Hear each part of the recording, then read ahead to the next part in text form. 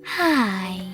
In front of me is REALME C53 and today I would like to show you how you can set up Face Unlock.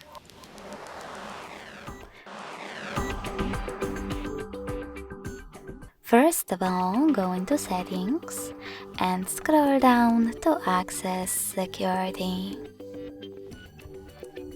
Then scroll down again and tap on Face and Fingerprint Unlock.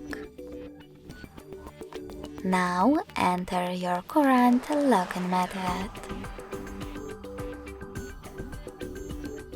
Finally, when you're ready, click on Face Unlock.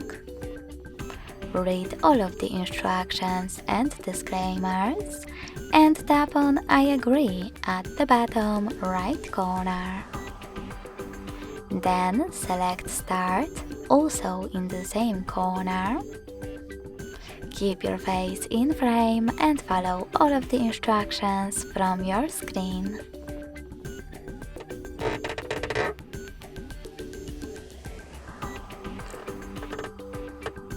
Then select Done. So finally, when I turn off my screen, then switch it back on, I can see that Face Unlock is working properly.